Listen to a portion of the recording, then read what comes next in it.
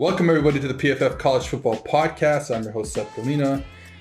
Getting ready for the national semifinals. It is finally here. Alabama, Notre Dame, Ohio State, Clemson. Rematch. We've seen it now. This is going to be the third time we're seeing Ohio State, Clemson. First game, a blowout. Second game last year, very good. Huge comeback by Clemson. Hopefully we get another exciting game out of those two. And honestly, hopefully we get a exciting game out of Notre Dame, Alabama, though I don't think a lot of people are predicting that.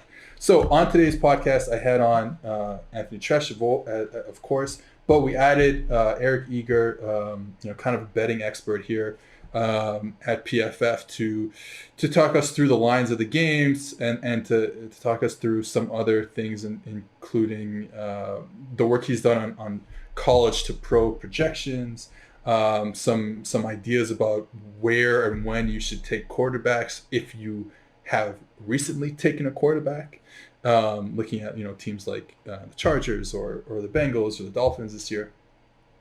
So we talked about stuff like that, got his thoughts on the lines for those two games. And then, the three of us talked about our favorite players, our favorite teams, who we think is going to win the Heisman. Of course, I said my guy, Kyle Trask. I actually did.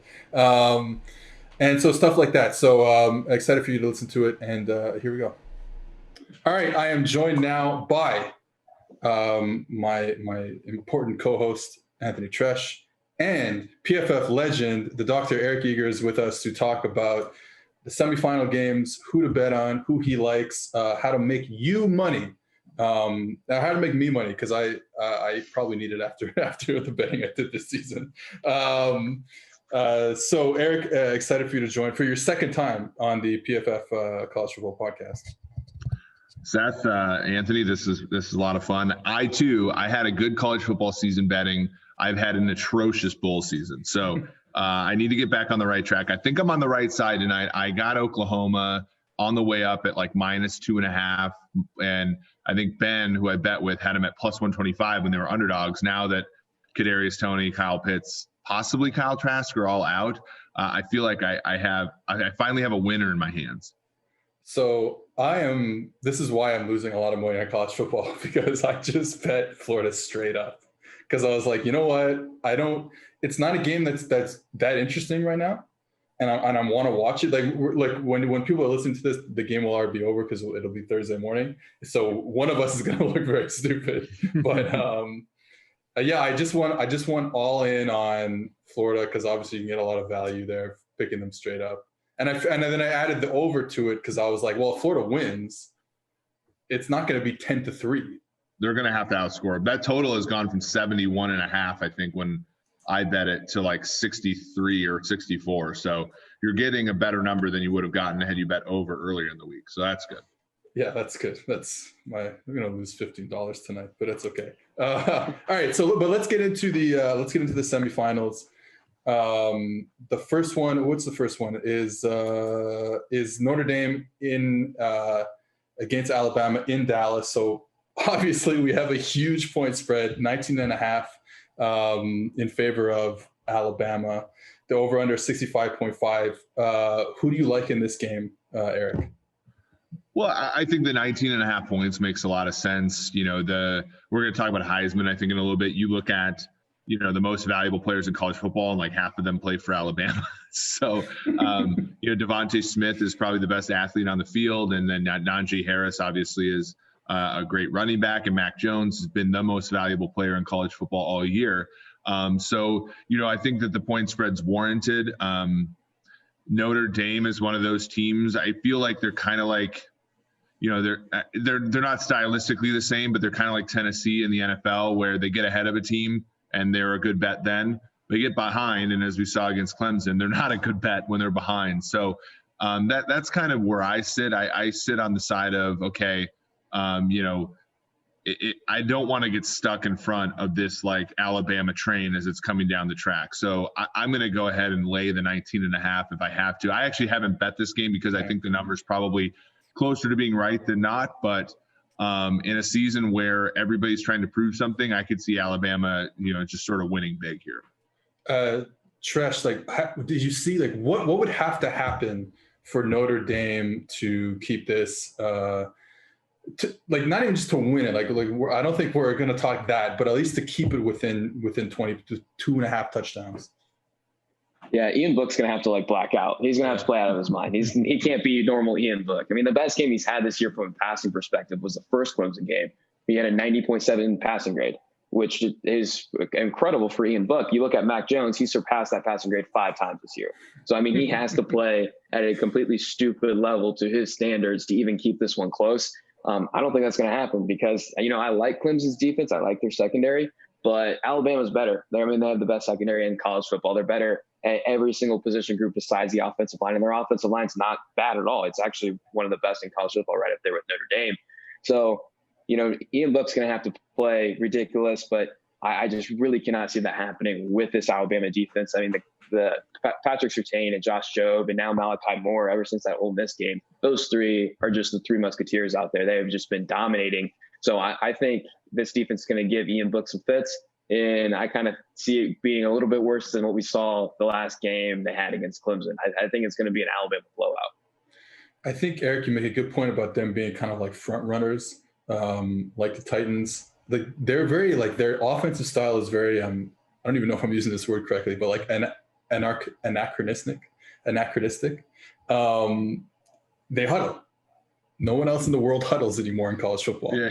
They huddle and they run the football, and you can do that. And you can, you know, I wrote this in my Ian Book article that you can find on the website. You know, when you're listening to this today, it's great when you can manhandle inferior opponents, and we saw that throughout the ACC schedule, and we saw that in the first Clemson game when you're playing without, you know, Tyler Davis and a couple other defensive linemen. That's great. Now you're going against all these guys, Anderson, Barmore, and all these guys. Like, I don't know if you can live in a world where you run the ball on 1st and 2nd down and try and stay in the game that way. Like, it might be over before it even starts if that is your game plan. Now, talk about the Titans. There's been games they run the football, but there's been games where they've started off playing play action. First drive of the game, come down the field. We saw, I think, the Browns against the Jets, that, you know, they were out all these receivers. They play action the game. They play action the ball early in the game to try and build something so they could get ahead and then try it. I don't know if that could happen. I don't know even if they did that, Notre Dame would do anything. But I think it's going to be the former there with Tommy Rees. Knowing him, I think we're going to see a lot of running early. Well, is there any chance that they can deal with that out? Like, they can run the ball effectively enough to keep them in the game and to shorten the game? And, you know, all the things we talk about in cliches, like, can they shorten the game? Can they limit possessions? Can they do all that stuff? Is there any possible way? Yeah. And I think if you're betting Notre Dame, that's how you have to do it, right? That they're going to, this is called the bias variance trade-off, right? You decrease your mean, right? You know, running the football makes you worse, you know, but you increase variance, right? And so, you know, that's, you know, that you decrease the house's advantage that way. You know, a team like Alabama is going to want the most plays to happen because the more times they get to roll an unfair dice in their direction, the more chance that luck sort of dissipates, right? So, that's really, you know, and as much as we hate to say it, like, that's how Notre Dame has to win. Now, the question becomes, how do they do that? I don't think running the football is the way to increase variance. I think it's throwing on early downs and getting 7 yards through the air in a way, you know, on downs where your quarterback is more efficient. You know, that's probably the way to extend the game, is to legitimately believe that you have an opportunity to do that. Like, and I'm not sure if they do. Well, one of the problems, no, go ahead. Yeah, well, I mean, what I was just about to say is, like, you know, in college, you know, I've learned this from Eric Eager himself, you know, running the ball is a little bit different. Like, you can, if you're playing a super untalented team, you know, running backs do matter to a certain degree. Running the ball kind of does, because if you're super talented, like, you know, Clemson and Travis Etienne, or even Notre Dame and Kyron Williams against really bad competition, you know, some fans are going to be like, yeah, just run the ball against Alabama. It's going to work. You know, it worked against USF, Florida State. Syracuse a few weeks ago, North Carolina. Why not do it again? I mean, that's just not going to work against these uber talented defenses like Alabama. Did not work against Clemson, and so I think that's going to be. I think some fans might be pissed if they don't run the ball early, but that's really not going to work against a team like this because you can get away with it in some instances, but not against Alabama. Well, and that's the whole difference between college and pro is that in the NFL you don't have humongous talent mismatches, right? And you do in college football. Like there's just legitimately, the second string players for Alabama are probably starters on Notre Dame. So you can't impose your will on a team like that when you are legitimately better. I think one of the issue is like, okay, I think we're all in agreement. They got to get out in front of the sticks. They got to throw the ball early, whether it's play action or straight drop back, doesn't matter. But specifically, Ian Book needs to not be himself for like one game. He has, for a guy with such a high average time to throw, because and a lot of that has to do with how often he scrambles and gets out of the pocket. His depth of target is so low. It is unbelievably low. So it's like, okay, yeah, you're going to drop back and pass it. You got to trust your eyes. You got to trust the concept that's called, because I don't think like, Reese or Kelly, coming up with these ideas, these concepts, for Alabama the week of the game or 2 weeks, going into the game 2 weeks ago, like they're there. And he's not the most accurate passer down the field, but there have been times, and obviously the 4-game stretch, from the first Clemson game to basically until the second Clemson game started, where he was really good, he was throwing the ball accurately down the field. Like that Ian Book exists somewhere. I think they can win some matchups, tight end versus linebacker, because those two guys at Alabama haven't been the two guys that I think a lot of people hoped that they would be this year, Moses and I think Christian Harris, the other guy. I think those are the two ways you can do it, is create those matchups, maybe win some contested balls down the field. They have big players, whether it's, the two tight ends, Meyer, Tremble, or even outside, with McKinley and the transfer from Northwestern. There's those it's has to be perfect. And, and then, obviously get turnovers, but that's pretty obvious too. Let's move on to Ohio State and Clemson. The line here is 7.5 in favor of Clemson, and the over-under is 66.5. Eric, again, what do you like in this one? This is actually, so I was talking about this with Ben Brown on the PFF Daily Betting podcast. This is the game I kind of want to target in DFS. There's a 4-game slate that's going on that day. For the true degenerates among us, everybody is going to be on Alabama players, right? Everybody loves Alabama. That game, has all the great players that people notice. Trevor Lawrence is obviously people's favorite, but you look at Clemson's team, and when there are just wide receivers popping up by Cornell Powell, Amari Rodgers, Braden Gallup. I mean, like they've had some players who have really emerged in the stead of like Justin Ross this year. And I think that while Ohio State is uber talented, and I think that this number reflects reality, the step up in sort of quality from Big Ten to ACC, especially in a year where the ACC has played a number of games and the Big Ten hasn't, I think it's going to be stark. And I think that in order for this game to be compelling, Justin Fields is going to have to score. And, so as such, I see this one as far more of a game that's more compelling from like a player props and a DFS standpoint. Well, I think, with those receivers, I would imagine, I don't know much about DFS and player props in college, but you probably can get good value of those Clemson receivers that you're talking about. And you're going up against a Ohio State secondary that is, even this far into the season, at best, I'll call them unproven, right? We just don't know, because these games against really good passing offenses have happened few and far between. In fact, really, it's happened one time, the Indiana game. Dotson from Penn State made a few plays one-on-one on the outside, which is not a good thing going forward for Ohio State, but they really just the Indiana game. So, like, I think I agree with that. I think you get really good value from the Clemson receivers because they're going against a team that, I mean, me and Tresh talk about this all the time. Like, hey, can Ohio State cover a really good passing offense?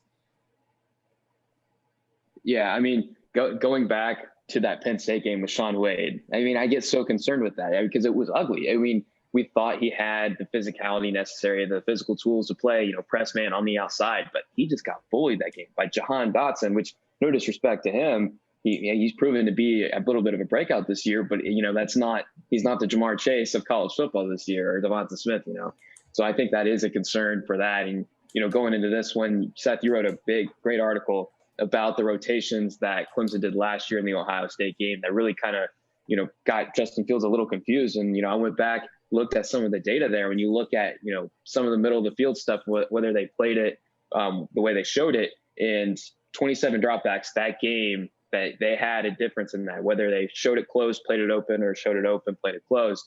And he had a 46.0 passing grade that game. And that's 8 more dropbacks than any other game of his collegiate career. The second most came in that Indiana game. We all know how that went for Justin Fields, even though they came out with a 7-point victory. It was not the best game for him. It was probably right down there with the Clemson and how the Northwestern Conference Championship game. So, it's going to be interesting. But yeah, I think the Ohio State secondary, I kind of think they're boom or bust. We've seen Sevyn Banks do it from time to time. They just have not been consistent. How much does Fields recent play affect? Because I remember we talked about this in the offseason. His pro projection was super high, and it was higher than Trevor Lawrence. And how much does that affect? I don't know if you looked at the numbers since then, since the end of the season, or just obviously you watched it. But like, how much does this season going to affect your thoughts about Justin Fields? Well, this is a good question because, I don't necessarily evaluate these players on film the way that you guys do. I think both Fields and Lawrence hasn't gone down enough to not warrant the top pick, but he hasn't gone up, has he? Nope.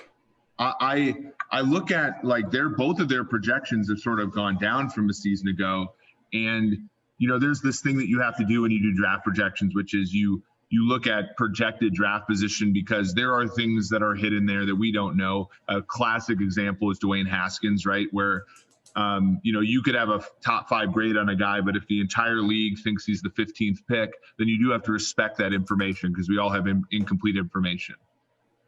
And so that's probably why I would still handicap Lawrence as first. But right now, I mean, the quarterback in college football that's really earned has really earned a number one consideration is Zach Wilson.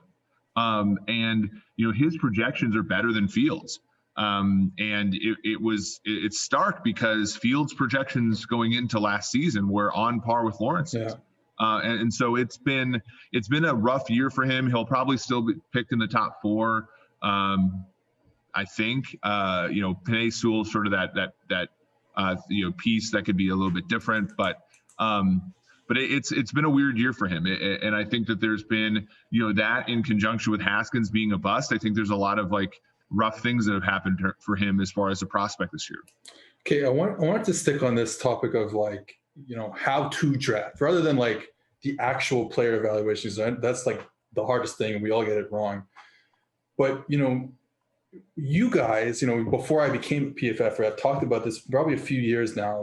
It's if you don't have the quarterback, keep trying to find the quarterback. Yeah. So, but my question is, when do you know that you have the quarterback? Because a good example is probably all 3 of the first round, the early first round quarterbacks this year have all looked good at different times. Maybe to a little less, but for sure Burrow and Herbert. So those 2 teams are thinking, we got the guy. But when is where is that tipping point where it's okay, yes, this guy can absolutely play quarterback. Absolutely. We know it's happening. We can go and get Sewell or Chase or whatever. I really think it comes down to the handicap that you have on the player on the board at the time, right? Because, and this is weird to say, 2 years ago, I was convinced that Baker Mayfield was a top 10 quarterback in the NFL. Like, he had already convinced me. Yeah. And obviously, year two is an issue. Like think about Herbert right now. Herbert is a guy who I think has played great. He's also has more yards per attempt and 4 times fewer interceptions when under pressure, right? Like, anybody who tells you that that's going to sustain itself over the course of the rest of his career is high, right? So, the question is like, how do these guys withstand perturbations? Well, most quarterbacks, the answer is they don't withstand them very well. And so you have to be consistently prepared for them. In Cleveland, they weren't prepared for the fact that Freddie Kitchens was going to be an awful head coach, right? And that would, have long-term effects on Baker Mayfield. In LA, are they really, like, Shane Steichen's a pretty good offensive coordinator, but Anthony Lynn's kind of a bad head coach. Are they prepared for Shane Steichen to regress and Anthony Lynn to still be there? And what to happen there? Like, your question is so good. And the thing about it is, a rookie quarterback contract allows you to live with that uncertainty more comfortably. You see what I'm saying? Like, think about, like, Carson Wentz, right? Who gives a crap that in 2017 all of his positive variance was on third down and pressure and stuff like that? Who cares? They signed Jeffrey. They had a great offensive line. They had a great defense. They had a great coach. All of those covered the multitude of sins. Well, now that he's making a ton of money, like, you have less money to patch up over those issues, right? Who cares if Sammy Watkins is making $16 million and producing 500 yards a year? Mahomes is making less than $10 million. So you can sin there, right? Frank Clark's a bust. Who cares? Mahomes is making a certain amount. Now, when you pay that guy the extra money, all of those things are an issue. And so it makes it kind of funny to think about, well, would you rather have 2 blue chip guys costing $10 million a year combined, or would you hit the panic button and pay a guy you're not sure of $30 million? Well, I think the fact that you said panic button probably tells a lot. Well, but don't you, like, do you think, because I think it is a panic button thing, right? Because, and I make fun of people, I make fun of fans on Twitter for, hanging banners that don't matter, right? Like, hang a banner. Oh, we drafted a quarterback that got a second contract. Hang a banner, right? All this kind of stuff. Like, their incentives as general managers, head coaches, talent evaluators is to pick up these little itty bitty wins, right? And I think that causes franchises to do poorly, because if you put your stamp of approval on Jared Goff a year too early, now you're stuck where the Rams are, who've had a lot of good variance this year, but are still like a loss away from being out of the playoffs. Yeah, I think you make a good point with that. It's all about, what you give up to get the player, and to begin with where you were at on the board. I mean, look at the Chicago Bears and Mitchell Trubisky. They traded the farm for him when they really didn't need to. And now that the team has kind of had any remote success in the last 4 games against terrible defenses, even though Trubisky hasn't really played that well, they say, if we make the postseason, we might give him another shot in 2021, when it's clear he's not going to be the guy. He's never going to be the guy. Look in Washington too. Ron Rivera, that wasn't his pick. Dwayne Haskins. So it was relatively easy to cut ties with that and move on. I think that's a really good point to make, and I think recency bias is really kind of baked in there in the whole thing. Okay. Well, hold on. Let's get back to Ohio State Clemson, because I just wanted to finish off that thought. I got carried away a bit, but I want to go to Treash on this line. Like, where do you think, because they're the underdogs, where do you see Ohio State winning this game if they are to win it? Yeah, it's all going to be with Justin Fields. The decision making, those rash decisions, like what you mentioned in your article. The kind of understanding and dissecting the defense. And I think an area like he's good against the blitz compared to his counterparts. But there are certain games when he's facing talented defenses, like against Clemson last year and against Indiana this past year. In Northwestern, doesn't blitz a lot. They're one of the lowest blitz rates in the entire college football, but they still blitzed him a few times, and he did not look good on those snaps, just because it's a talented defense and they can play coverage. So I think it's just going to be, I think we just need to see Justin Fields kind of mature. And then also at the same time, we were talking about the Ohio State secondary. We can't have Sean Wade getting bullied out there like he did against Penn State. We can't have Sevyn Banks busting any coverages. They have to be consistent. They have to be great, because this is an interesting game. I really wouldn't be surprised with either outcome. I like Clemson in this one, but I mean, there is some. I'm not the betting expert here, like Eric Eager, but I think there is a little bit of value in Ohio State. All first-time depositors at Monkey Knife Fight that put at least $20 into their account while using promo code PFF will receive a free PFF Edge annual subscription. So that's a $40 value for just $20. And you'll get that opportunity to turn that $20 into even more money playing daily fantasy football and prop games at one of the fastest growing fantasy sports sites in the USA in Monkey Knife Fight. Go to Monkey Knife Fight and deposit your $20 with promo code PFF today to receive your free PFF Edge annual subscription. PFF and Sunday Night Football's Chris Collinsworth is teaming up with one of the best players on and off the field, 49ers All-Pro cornerback Richard Sherman. The Chris Collinsworth podcast featuring Richard Sherman is available now wherever you find your podcast. They will provide the most interesting football conversation in sports every week. And sometimes that means the discussion will venture off the field too. Additionally, Chris will be taking a dive into the game of football as he sees it, inviting in the best and brightest to talk about everything that is happening in the great game of football. Mark your calendars. You do not want to miss the best 60 minutes of insight this season. In these uncertain times, life is full of questions like, when should I start thinking about life insurance? But however difficult these questions may be, Western and Southern can help you answer them. Backed by over 130 years of experience, together, we can look ahead to leave the unknown behind. Western and Southern Financial Group, life insurance, retirement, investments.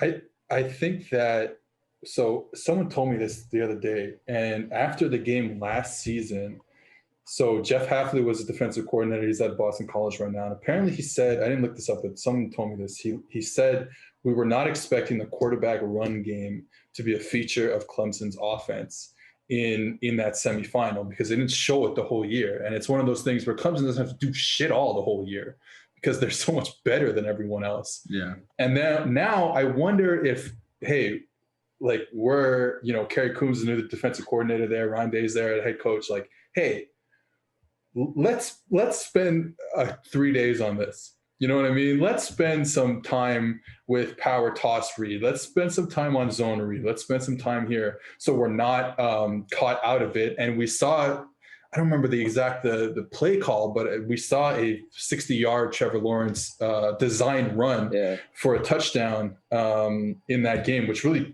changed the whole game. I'm pretty sure it was 16-0 at that point.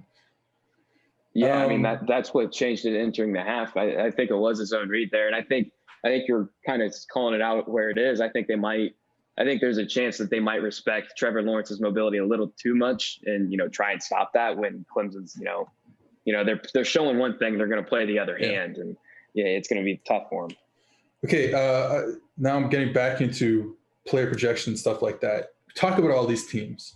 Ohio State, Clemson, Alabama, these 8 top teams, let's say, who produce, I don't know what the number is, I'm going to say a bogus number, who produce 50% of the talent in the NFL. How can we, especially when we're talking about quarterbacks, how can we figure out ways to separate the fact that, I put a video out on Justin Fields yesterday, and someone came in my mentions saying, well, it's a clean pocket every time. Every clip in your video is a clean pocket. And it's like, yeah, well, Trevor Lawrence gets a lot of clean pockets. So does Mac Jones. So does Kyle Trask. The only guy who didn't get a lot of clean pockets might have been Joe Burrow, but that's a whole nother story.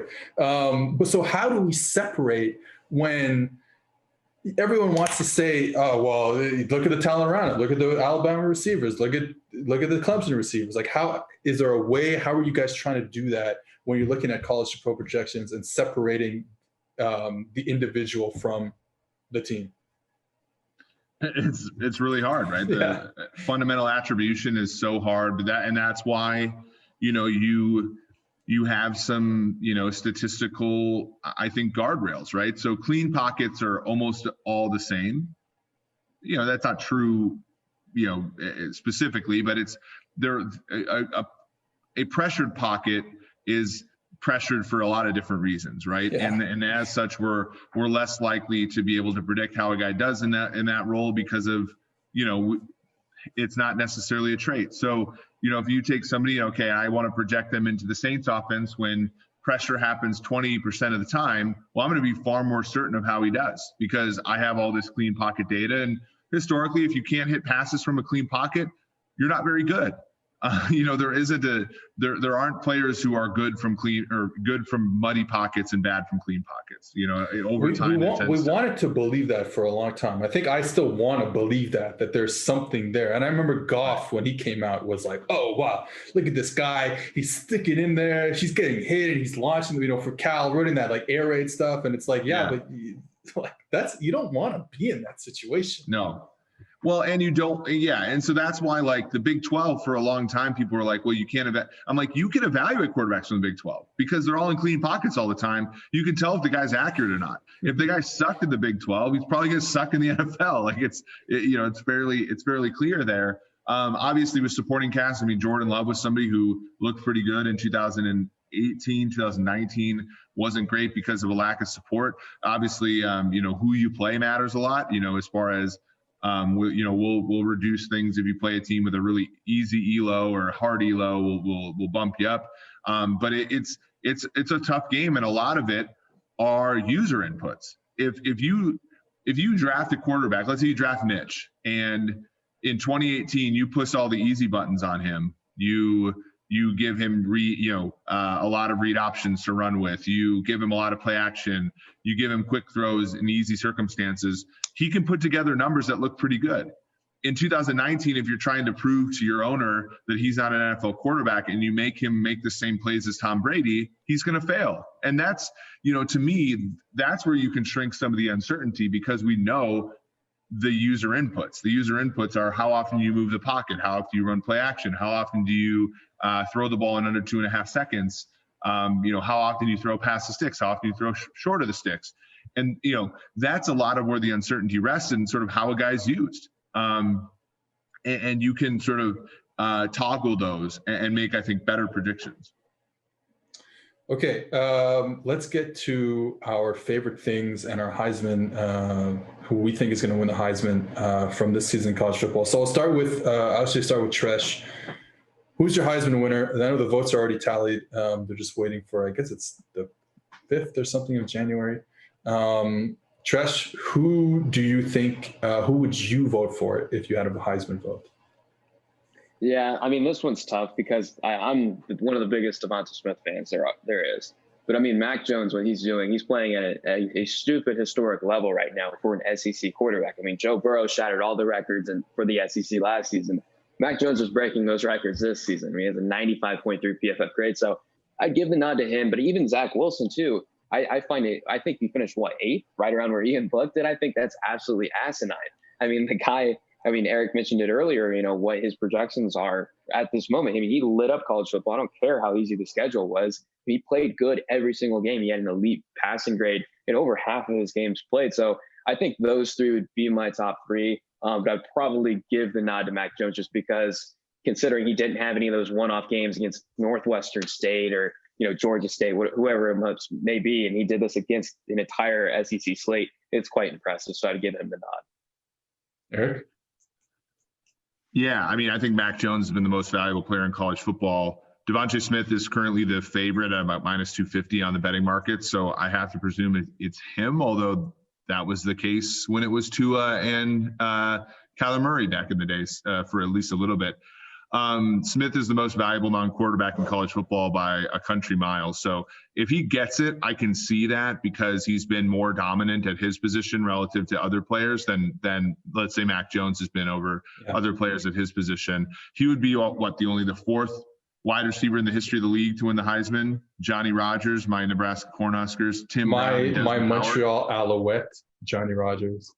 There you go. Tim Brown, Notre Dame, and Desmond Howard. Yeah.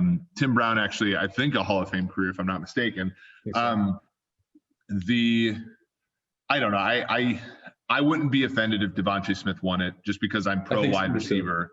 And I think that earning separation is the second most valuable thing in football currently, but behind being accurate throwing the ball. And somebody who can do that with the aplomb that he can certainly deserves recognition. Okay. This is where I make my case for Kyle Trask to win the Heisman Trophy. So like, Okay. this is where like trying to separate the guy from the team, because no, they don't run the football. They're down in every game because they have no defense. He has two great receivers. Kyle Pitts is going to go top 15. I honestly think Kadarius Toney goes top 30, somewhere in the mid-second round at the latest. I think he's played himself into the first round, to tell you the truth. Offensive line is not as good as Alabama's or Clemson or Notre Dame's or Ohio State's. Like, everything around him is not as good. And the problem is the narrative is always about wins and losses with the Heisman. So what does he have to do with the Texas A&M loss? Nothing. Played fine in that game. What does he have to do with the LSU loss? A pick six. But besides that, nothing. What does he have to do with the Alabama loss? Absolutely nothing. The guy threw over 500 yards against Alabama. They just couldn't stop anybody as usual. So that is my take. And this is taking a lot for me because of all the takes ahead in the offseason about Kyle Trask. But he has proven to be an absolutely unbelievable college quarterback. I'm not sure about pro quarterback, but he's been a great college quarterback. All right. Where do you think he gets drafted? I think someone's going to fall in love with him and he's going to go first round. That is my absolute fire take, is that someone's going to fall in love with him because he's made every single right decision. He's been accurate with the football. I just think the speed of the NFL probably is the issue for him. He is really slow, really, really slow in everything he does. But he's getting the ball to the right receivers, throwing the ball accurately.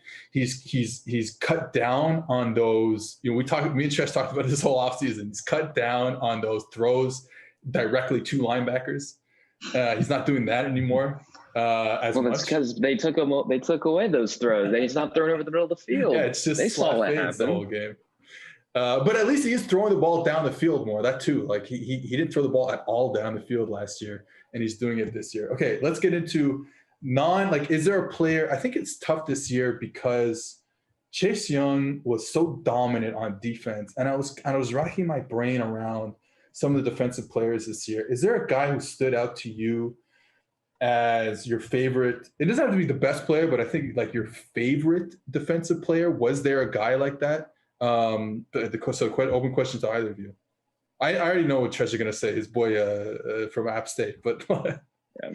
Go ahead, Tresh.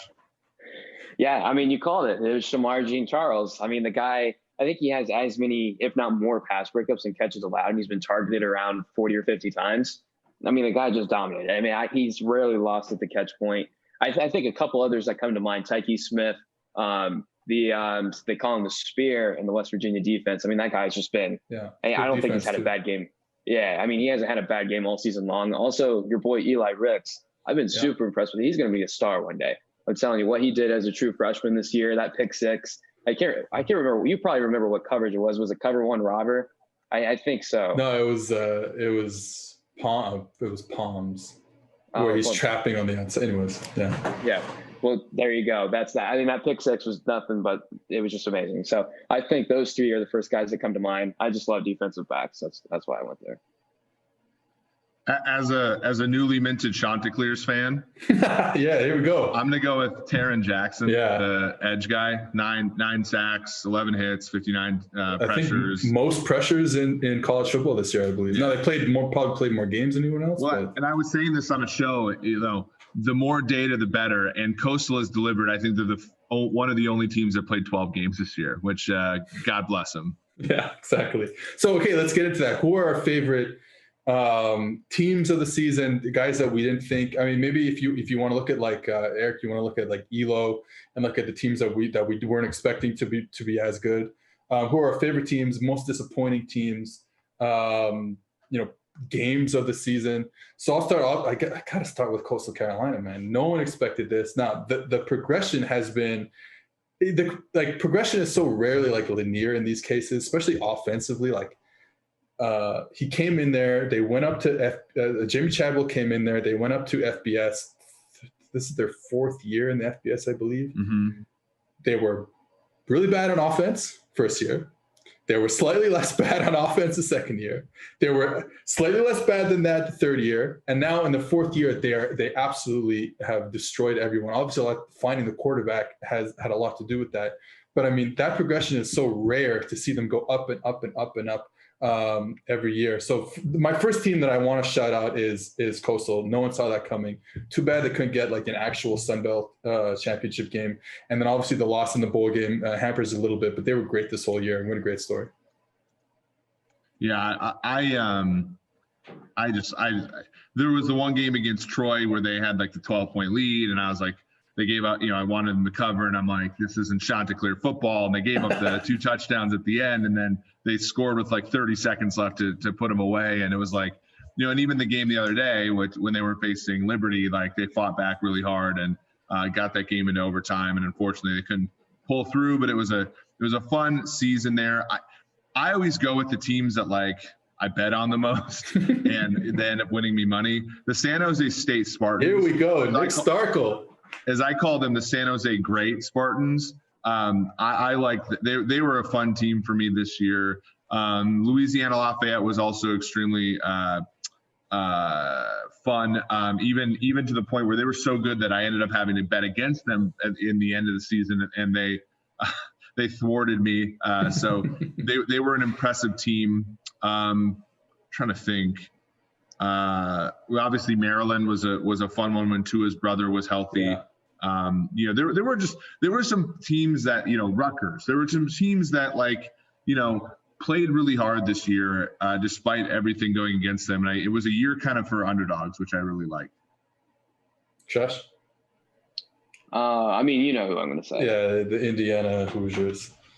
Yeah, well, of course. I mean, and that was one of the things we got right in the PFF College magazine. We were really high on them. We thought they were going to, challenge before we knew Penn State, Michigan were absolutely cheeks. We thought they would be able to challenge them for that second spot, in the Big Ten, and they claimed that this year. I really like what Kane Womack did. Disturbingly earned that South Alabama head coaching job. I really love to see what he did with Tylen Mullen in the slot, with those blitzes, and then also with Micah McFadden. I mean, that was the backbone of his success last year, the off-ball linebacker, and they hammered him home as a blitzer, whether he was traditional on one of those replaced ones.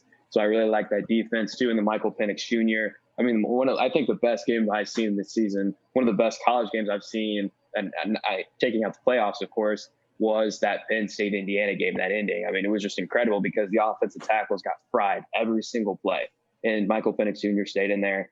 It's not stable, but it was fun to watch just because most quarterbacks would not succeed in that type of environment. Okay, I think that's a great choice for game of the season. Would you say that's your game of the season? Yeah, I would say close runner-up would be Alabama Ole Miss, just because it was a close one. I thought Lane Kiffin was going to pull it off. I was rooting for him, but it was still a good game. I think every Ole Miss game was my game of the season, honestly. I put also Coastal and BYU was a great game as well. And then the first Clemson Notre Dame game. That would probably be my top 3. Eric, do you have any other games that you liked watching? I have 2 for different reasons. Coastal versus BYU was just a great game all around. They put it together in like no time. It was just a fun game. And here's a weird one. North Texas against Middle Tennessee. I had the over in that game. I had North Texas in that game. North Texas was down by like 21 at one point, I feel like. And the Mean Green had one of the most impressive offensive performances for the last three quarters of a game that I've ever seen. And that was a fun one. I feel like my favorite thing betting is betting a team and the over and having them just boat another team for an extended period of time. Well, that's what's going to happen tonight because I bet Florida in the over. So expect that. You know what? The kid on North Texas, Jalen Darden, I think is how you pronounce it. We didn't talk to him at all in this podcast. So we didn't talk about a lot of North Texas. That kid is fun as hell to watch play receiver. I don't even know if he's a freshman or junior or senior, but hopefully we see him back again next year. Okay, last one, disappointing teams. I'll start it off. Look, it's LSU. It's obvious. The quarterback injury didn't help. That's for sure. And I think there's probably a game or two that they might win if Miles Brennan is playing by the end of the season, because TJ Finley and even parts of Max Johnson's game were just not there. But the defense, obviously, they got rid of Bo Pelini. The defense was awful this year. And with talent, like, yeah, they lost a lot of talent last year, but there is talent there, especially in the secondary. So for them to play that bad is just super disappointing. And obviously and I was going to say my game of the season is LSU Mississippi State, because when that happened, I knew I could just watch college football for the rest of the year. And it was like, okay, LSU's playing, put them on mute on my laptop, and I have like a game on TV with the sound on. Where if LSU was still in the national title hunt, I would have to like skip watching some other games that I would have normally watched. So it alleviated my schedule, LSU being so bad this year. So anyway, that's my disappointing team of the year.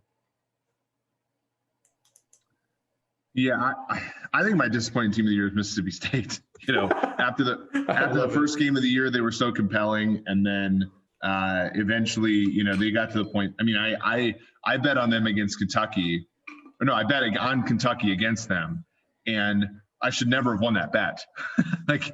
and I kept betting like the live under in that game, and it was like Mississippi State can't move the ball to save their lives, and it was just an unbelievably disappointing season for Mike Leach and company there after what was a really fun and compelling week one.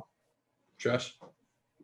Yeah, for me, this isn't a disappointing team to apparently the College Football Playoff Committee, but to me, it is Iowa State, because we were so high on Brock Purdy. I thought he was going to be the next great thing. He showed it, the timing, anticipation, routinely, and then he just fell apart at the beginning of the year. I think they still ended up being a top 10 team. But overall, I thought they would have been a lot better than they ended up being. I think Minnesota is one that comes to mind too, especially, both the offense and the defense. Tanner Morgan looked absolutely lost, which, Seth, I know you were a little critical of him before the season, a little bit more than I was, so you probably weren't surprised to see that. But I had high hopes for that secondary too, with Coney Durr, Benjamin St. Just. I thought those two guys were going to be great. Kind of faltered a little bit. Boye Mafe, he was very streaky too, hot and cold. The edge rusher, I still think they got some good pieces there, but I thought that was another disappointing team. I think Tanner Morgan ended up playing like finding his footing as the season went on. A very short season, obviously. So, but yeah, it was. I think there was a lot of schemed up stuff last year from the OC Kirk Soraka, who could not scheme up apparently anything at Penn State this year. Okay, so let me get just like your straight up predictions before we get out of here on the two semifinals, and then on what you would expect the national championship to be. So, Eric, who do you think is going to win the two games? I think you have to go Alabama, Clemson, and then I think in the final, I think Alabama is probably favored by 7.5. Cool. Josh? Yeah, I think Bama's going to beat Notre Dame by 4 or 5 touchdowns. I think Clemson's going to get by a few points there, but then I think Alabama's just going to smoke Clemson again in the national title game, just because they're that good. They're that good. I think they're LSU level last year good. Yeah, I think there's a part of me that's like, when LSU just couldn't stop scoring, like it didn't matter what you did. Alabama's it's the exact same way this year. That's gonna happen. And you know what? I don't even care anymore. Like, there was a time in my life 10 years ago when Alabama won the first title in the Saban era, and I was like, this sucks. This absolutely sucks. I'm so numb to it now. I don't even care. Like, I would rather, like, I remember when like two weeks ago when Florida was playing Alabama, I was like, you know what? Florida hasn't won a national championship in 10 years. I've seen all these. I'm numb to Alabama winning. I don't want Florida to win because I don't want their fans to be happy, because I already know Alabama. Like, it's already numb there. So I think it's going to be the same thing. I'm with you guys. I think Alabama might go down as one of the better teams of all time, winning the last two games. All right. Thank you guys for coming on, and I'll see you guys soon. All right, so that was it for today's episode. We will be back Saturday morning, or maybe Saturday afternoon. You will find our recap, me and Treash doing a recap of the semifinals. And until then, see you guys later.